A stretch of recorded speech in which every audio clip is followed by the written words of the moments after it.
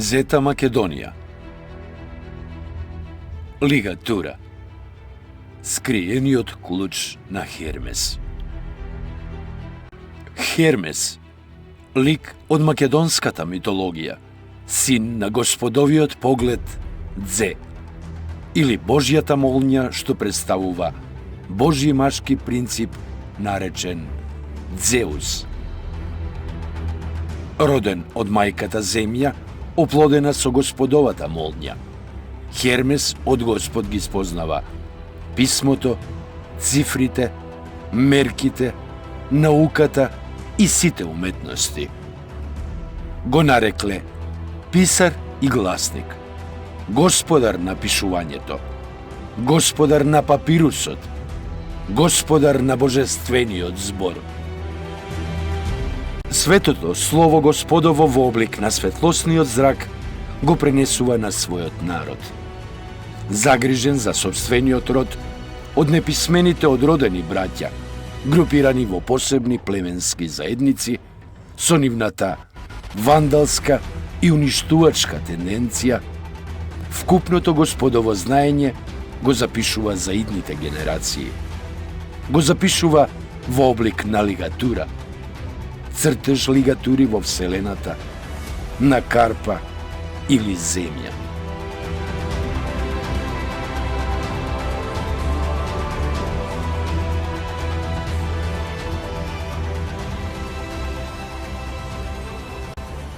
Еден сколастичар ќе рече: Хермес ја согледа целоста на сите нешта, и откако ја виде таа целост, тој разбра се. И откога разбра се, тој ја придоби моќта да разоткрива и да насочува. Сушност, нештата кои тој ги разбра, ги нацрта. И откога ги нацрта, ги скри. Зошто за повеќето посака да молчи, а не да говори. За да ги бара нив секој народ, роден по големиот светски потоп. Големиот светски потоп не е потоп на вода врз земја. Големиот светски потоп е потоп на умот. Потоп кој се случил со појавата на неписмените, одродени македонци, одвоени како посебни племенски групи кои формирале нови, многубожји верувања. Новонастанатите верувања и религии во борба за уништување на собствениот корен и историјата, духот Господов Македон го претворија во ѓавол, а Македонија, рајот на земјата, ја претворија во пекол. Хермес, Господовиот чист и бел бисер, духот Господов Македон го сокрил и западно-научната лига не може да го согледа. Само македонскиот народ, како Божји деца и богови на земјата, со избрани поединци, ја чуваат тајната на животот и постанокот на светот. Денес многумина сакаат да ја дознаат, но бисерот не се фрла пред свињата. И тогаш се случува чудо Господово со новото македонско царство. Обожествениот Македон, врз основа на собствената вера и правото слово, го формира православието. Се јавуваат светиот Кирил и Методи, светиот Климент и Наум, и тие го реинкарнираат македонскиот ум и култура. Тие ја шират македонската култура во Зета Македонија. Според артефактите пронајдени широм светот на сите 5 континенти, дознаваме за моќта на Синот Божји Хермес. Тој ја пренел културата на живење на својот род и народ Македон. Добиена од Господ, моќ изразена преку цртеж, лигатура, во која се препознаваат цифрите, писмото во стихови, јазикот и музиката, науката и монотеистичката вера. Во реализацијата на лигатурата, Хермес ја користи најмалата единица за одбележување на еден глас, графемата. Во графеми спаѓаат слова, типографски лигатури, источно-азиски карактери, цифри и интерпункцијски знаци. За сето тоа има причина. Две или повеќе букви представени со еден писмен знак, сплет на букви и цифри, на прв поглед неразбирливи, но со анализа препознатливи како склоп на зборови со одреден мисловен концепт, представува лигатура. Главното изразно средство на македонците, создавачи на историјата на светот. Македонците го поседуваат Божиот дар, умот. Имаат нужна потреба умствените активности да ги пренесат на други луѓе не само усмено, туку и писмено, воедно и символично.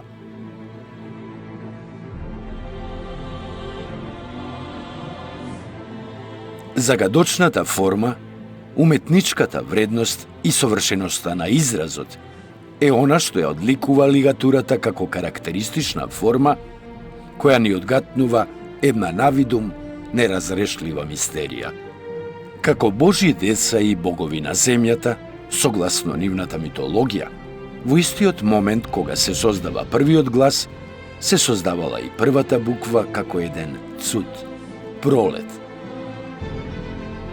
Со создавањето на повеќе гласови, повеќе цутови, меѓусебно оплодени, се создаваат зборовите, а воедно и писмото. Првото писмо било фонетско, за секој глас по едно слово. Божиот македонски народ со подарениот ум од Господ Сонце, Иле, го спознава словото, создадено од Господовите зраци, Ил. Тие со помош на словата и цифрите создале тајно и јавно писмо, кирилица и латиница во вид на лигатура. Или, за полесно да разберат пошироките народни маси, се изразувале со цртеж лигатура, гравир лигатура или скулптура лигатура. Тоа значи, представите на фигури ги цртале со букви исто како и денес.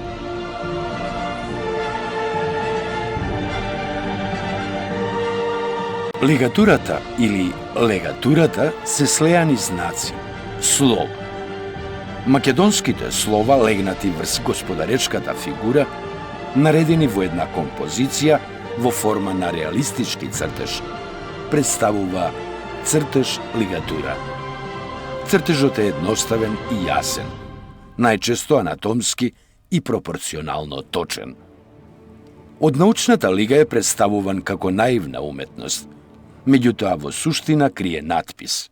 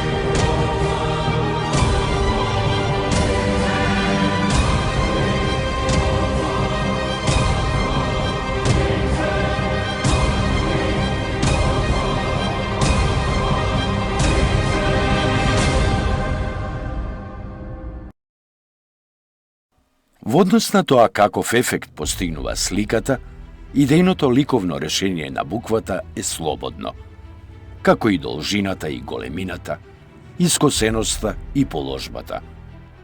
Типови на слова нема.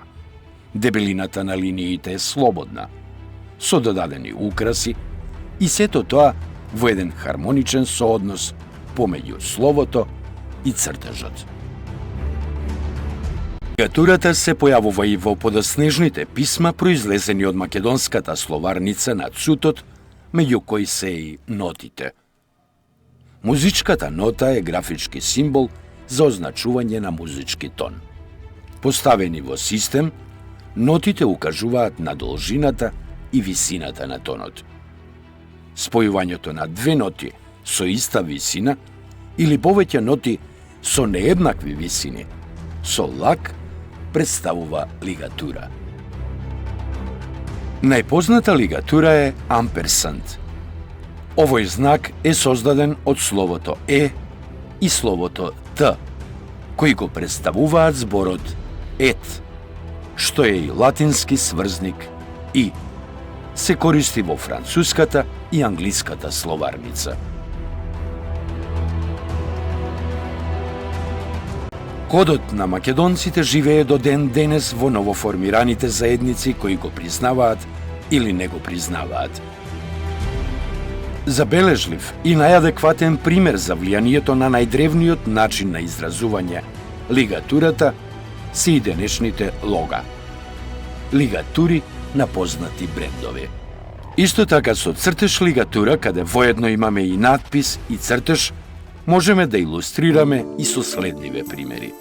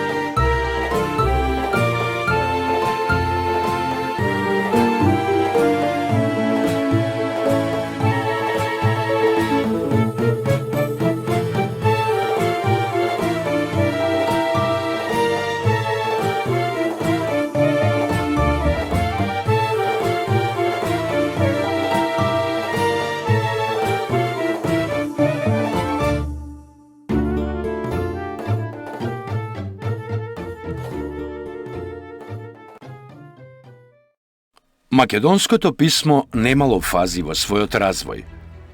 Тоа е најразвиено писмо од својот зачеток, најмалку од пред 400.000 години.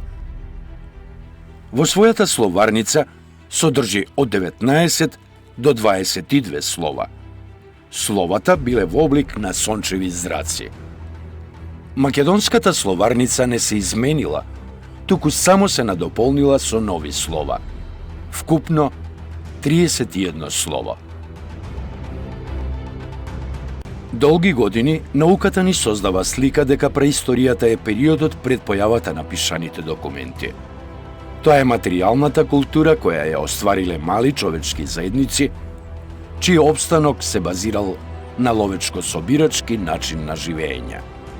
А историјата е периодот од појавата на писмото.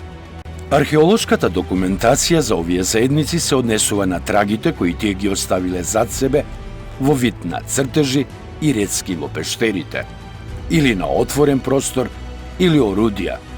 И нивната разработка се сведува само дека тоа се цртежи кои алудираат на примитивност. Во 18 и 19 век е пласирана тезата дека само историскиот антички период е време на зачетокот на модерна Европа, не водејќи сметка при тоа за древните наоди како докази за големите достигнувања на човештвото. Не можејќи да одат подалеку во своите истражувања, бидејќи вистината се крие единствено кај македонскиот народ. Научната лига свесно се откажува од припишување на историскиот придонес на македонската цивилизација. Но уште посвесно се обидува да го зацкрие фактот за тоа зад некое безимено племе од арапско-семитско потекло, кое било доселено во јужниот дел на македонскиот полуостров. Археолошките артефакти говорат за распространетоста на македонската цивилизација низ Европа, Азија, Африка, Австралија и Америка.